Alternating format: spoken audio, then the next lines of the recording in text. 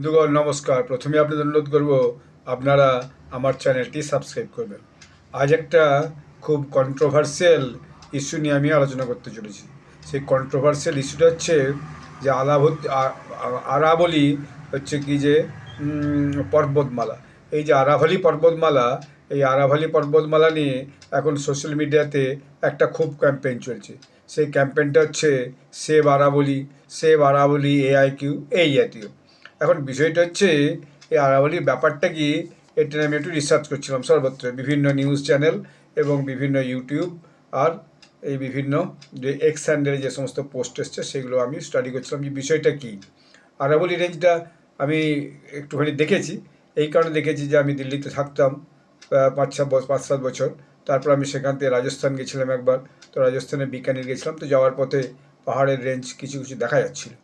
তো বিষয়টা হচ্ছে, যাই হোক, আরাবলিতে যে যে পাহাড়ের যে রেঞ্জটা আছে, অর্থাৎ আরাবলি রেঞ্জ যেটাকে বলে আরাবলি এরিয়া, সেটা 4-5টা রাজ্য মিলিয়ে আছে। যেমন হচ্ছে গুজরাট, রাজস্থান, সাউথ হরিয়ানা, দিল্লি NCR, এটা একটা আছে। এবং এখানে যে হিউম্যান ওয়াইল্ড লাইফ কনফ্লিক্ট, এটাও প্রায় শোনা যায়, কারণ এখানে ব্যাঘ্র প্রকল্প আছে, রণথম্বরে, এই সমস্ত হিউম্যান ওয়াইল্ড লাইফ কনফ্লিক্টও কিন্তু শোনা যায়।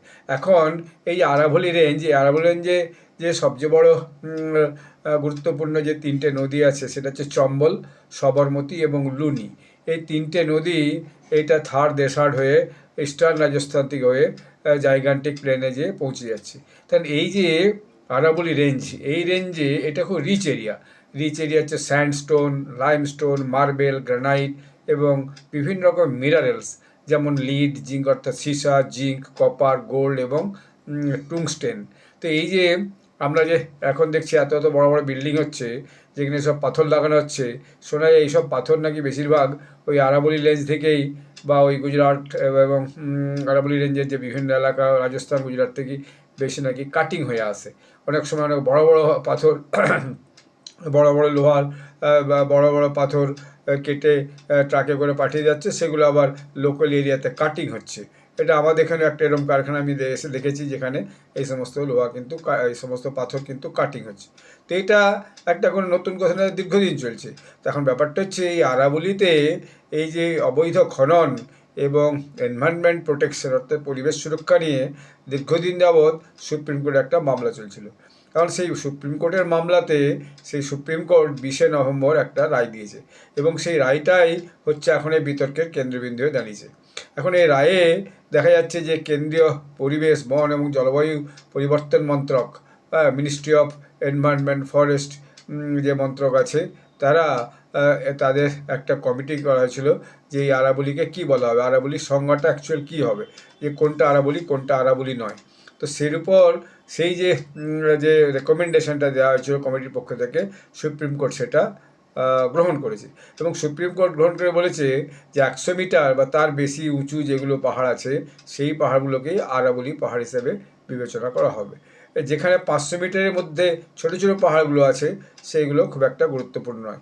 এবং এই উদ্দেশ্যে একটা টেকসই ব্যবস্থাপনা, প্রশাসনিক স্পষ্টতা প্রদান করার কথা সরকারকে বলা হয়েছে। অর্থাৎ নতুন কোনো খনি এখন আর ইজারা দেওয়া যাবে না, যতক্ষণ না এই আরাবলি রেঞ্জকে রক্ষা করা বা মানে বন জঙ্গলকে রক্ষা করার একটা কার্যকর কোনো মানে নিয়ম কানুন সরকার না তৈরি করতে পারে। এবং খনির নিষেধাজ্ঞা দখলের বিরুদ্ধে কয়েক দশক ধরে চলমান মামলা থেকে এটাকে রেহাই দেওয়ার চেষ্টা করছিল, কিন্তু এতে দেখা গেল কি, তাহলে আবার সেই যে ক্ষতটা, সেই যে পরিবেশ রক্ষা হচ্ছে না, পাহাড় কেটে নেওয়া হচ্ছে, এই ক্ষতটা সেখানে আবার অনেক করে বেরিয়ে এলো। তো আমি তারপরে বিভিন্ন স্টাডি করছিলাম, বিভিন্ন যে যে রিপোর্টগুলো বেরিয়েছে তাতে স্টাডি করছিলাম, এবং তাতে ভিন্ন ভিন্ন মত এসেছে। এবং বিভিন্ন পরিবেশবিদরা এখন ঝাঁপিয়ে পড়েছে সোশ্যাল মিডিয়াতে, এই জাতীয় প্রচার চলা মানে পরিবেশবিদরা ঝাঁপিয়ে পড়েছে। পরিবেশবিদরা নয়, তার সঙ্গে যে রাজনৈতিক দল তারাও ঝাঁপিয়ে পড়েছে।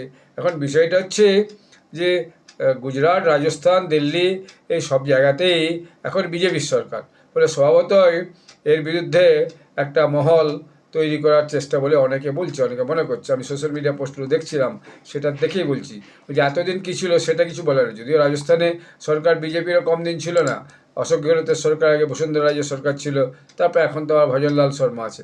তো আমি বেশ কয়েকটা পোস্ট দেখছিলাম সোশ্যাল মিডিয়াতে, বেশ এক্স হ্যান্ডেলে, সেখানে কেউ বলছে এটা হচ্ছে সুপ্রিম কোর্টকে দিয়ে কোনোভাবে মোদি গভর্নমেন্ট এটা পাস করিয়ে নিয়ে ওখানে যে 700 মিটার পর্যন্ত বিভিন্ন যে ছোটো ছোটো পাহাড়গুলো আছে সেগুলো কেটে সেখান থেকে সমস্ত ওই পাথর খনিজ সম্পদ সমস্ত লুট করা হবে। এবং এরপরে সুপ্রিম কোর্টকে আবার সবাই দোষারোপ করতেও শুরু করেছে। এখন এর ফলে দেখা যাচ্ছে এই যে কেউ কেউ খুঁজছে যাচ্ছে এতে এনভায়রনমেন্টাল ড্যামেজ হবে, ক্লাইমেট রিস্ক অনেক বেড়ে যাবে, পাবলিক হেলথ কস্ট অনেক বেড়ে যাবে, এবং এগুলোকে সরকার ইগনোর করছে করে দিয়ে এরকম সুপ্রিম কোর্টে একটা দিয়েছে, তাতে রেকমেন্ডেশন দিয়েছে, এবং এতে আগামী দিনে দেখা যাবে দিল্লিতে ভীষণভাবে হচ্ছে যে পলিউশন বেড়ে যাবে। তো এর মধ্যে আমি বিভিন্ন হচ্ছে যে পোস্ট পড়ছিলাম এবং সোশ্যাল মিডিয়াতে বিভিন্ন ছোটো ছোটো ভিডিও আছে সেটা এই ভিডিওগুলো পড়ে দেখছিলাম বিভিন্ন। কেউ হয়তো বলছে এটা আর কিছু না, এটা এক ধরনের চক্রান্ত, এবং তারা এটা একটা মিস ইনফরমেশন। তো আমি এর মধ্যে যারা বেশিরভাগ ছোটো ছোটো ভিডিও পোস্ট করেছে তাতে তো যেমন অনেকে ক্ষতির ব্যাপারটা দেখা দেখছে, ড্রটের যে বিভিন্ন সিনগুলো দেখছে যে পানীয় জল নেই, বা গবাদি পশুর জন্য জল নেই, এরকম একটা পরিস্থিতি তৈরি হচ্ছে, এবং কোর্টের রুলিংটা আসলে আরাবিয়াল রেঞ্জকে হচ্ছে ধ্বংস করে দেবে। আবার কেউ কেউ বলছে এটা একটা মিস ইনফরমেশন। যাই হোক, যে একটি অভিষেক সিং বলে একজন, তিনি হচ্ছে যে একটা ভালো ভিডিও করেছে, যেটা আমার পছন্দ হলো। সে একদম তথ্যভিত্তিক যে তথ্যটা বলেছিল, খুব ছোট্ট একটা ভিডিও, আমি তার কাস্ট্রিতে উইথ দ্য কাস্ট্রি অফ অভিষেক সিং, তার আমি ভিডিওটা আপনাদেরকে শোনাতে চাই। I সেমস this is very logical. তারপর আমি আবার কে কী পোস্টে লিখছে সেটা আমি আপনাকে বলবো। আপনারা এই পোস্টটা একটু শুনুন, জাস্ট 1 মিনিট কয়েক সেকেন্ডের পোস্ট আর কি।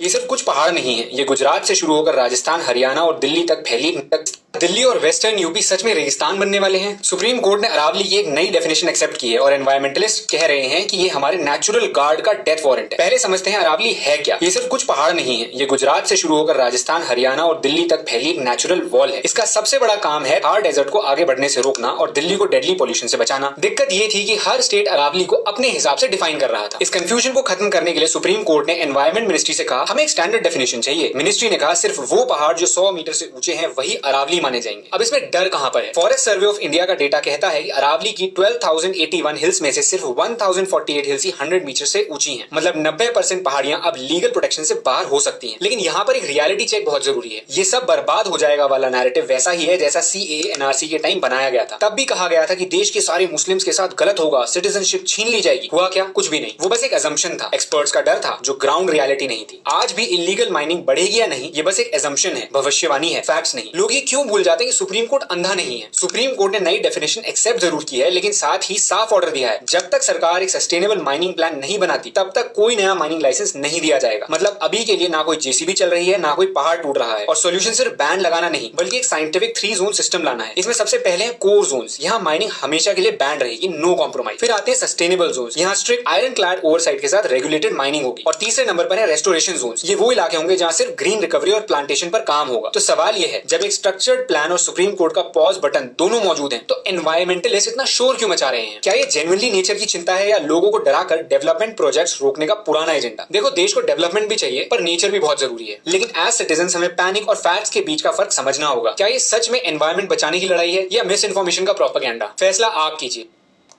তো এটা আমার মনে হচ্ছে ও নিজে কোনো ব্যক্তিগত পয়েন্ট অফ ভিউ দেয়নি, but the point of view is basically যে বাকি জনগণকে বোঝার চেষ্টা করি যে আপনারা জিনিসটাকে নিয়ে বুঝুন এবং জানার চেষ্টা করুন। তো তারপরে আমি আরও বিভিন্ন পোস্ট দেখছিলাম, তো সেগুলোতে আবার একজন দেখা যাচ্ছে ডিবাঙ্কিং দ্য আরাবলি fakery, it's about protection not plunder. অর্থাৎ যে আরাবলির যে সিদ্ধান্তটা দিয়েছে সুপ্রিম কোর্ট, সেটা অ্যাকচুয়ালি আরাবলিকে প্রোটেকশন করার জন্য, সেটাকে প্লান্ডার করার জন্য নয়। এইটা যে এটা খুব গুরুত্বপূর্ণ, এবং দেখা যাচ্ছে বিভিন্ন নিউজ চ্যানেলও এর খুব প্রতিবাদ করতে শুরু করেছে। এবং তারপর দেখা গেল যে কেউ বলছে 90% আরাবলি কেটে যাবে।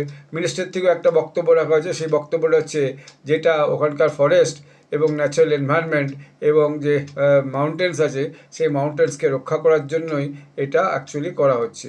এবং যারা এই প্রচারটা চালাচ্ছে তারা অ্যাকচুয়ালি যে এটাকে একটা মিস ইনফরমেশন হিসেবেই চালানোর চেষ্টা করছে। তাহলে এটা আগামী দিনে বোঝা যাবে যে এটা কী হতে পারে আর কি। যেটা সত্যি সত্যিই যে নষ্ট হবে না থাকবে। যেমন আমি একজন দেখলাম বিপিন শর্মা বলে একজন লিখেছে, সে আবার দেখা যাচ্ছে কংগ্রেস সমর্থক মনে হয়, তার বায়োতে নেহরুজির ফটো আছে এবং ইন্দিরাজির ফটো আছে। সে বলছে ইলিগাল মাইনিং ইন দ্য আরাবলি has long continued with political backing across government.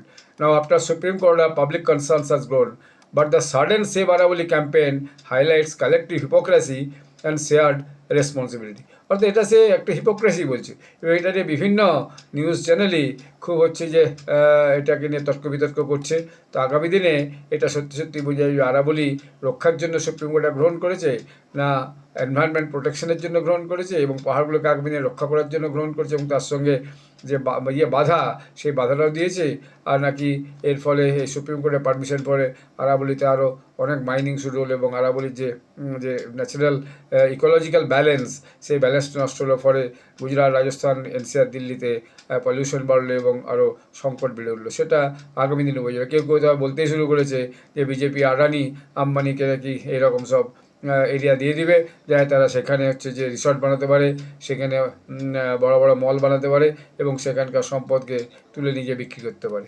তো এই যে যে দুতরফা তিনতরফা বক্তব্য, এটা তো আগামী দিন ছাড়া এর সেগুলি কী হবে সেটা মুশকিল, যদি এনভায়রনমেন্টালিস্টরা এটার ভীষণভাবে প্রতিবাদ করছে। যাই হোক, এটা একটা খুব বার্নিং ইস্যু ভারতের মধ্যে এখন চলছে। তো অবশ্যই আমিও এই ব্যাপারটার সঙ্গে একমত, কারণ আমাদের এখানেও দেখেছি পাহাড় আছে, সেই পাহাড়ে প্রচুর এখন হোটেল রিসর্ট হয়ে গেছে। তখন বহু জমি জায়গা সরকারের বা লিজ নিয়েছে বা ওই প্রাইভেট জমি কিনে হয়েছে পাহাড়ের ওপরে। কিন্তু কথা হচ্ছে কি যে উন্নয়নটাও তো চাই, উন্নয়নের সঙ্গে পরিবেশ দুটোকে একটা ভারসাম্য বজায় রেখেই আগামী দিনে উন্নয়নটাকে এগিয়ে নিয়ে যেতে হবে এবং পরিবেশকেও রক্ষা করতে হবে। নতুন নতুন গাছগাছালি লাগাতে হবে এবং পুরাতন গাছগাছালি বড় বড় যারা আছে, বড় বড় গাছ যেগুলো আছে সেগুলো জঙ্গলেরকে রক্ষা করতে হবে। সেইটা হচ্ছে আজকের দিনে প্রাথমিক কর্তব্য। তো উন্নয়ন এবং পরিবেশের মধ্যে ভারসাম্য, ইকোলজিক্যাল ব্যালেন্স একটা রক্ষা করাই আজকের মধ্যে প্রাথমিক কর্তব্য। এটা আমার ব্যক্তিগত পয়েন্ট অফ ভিউ।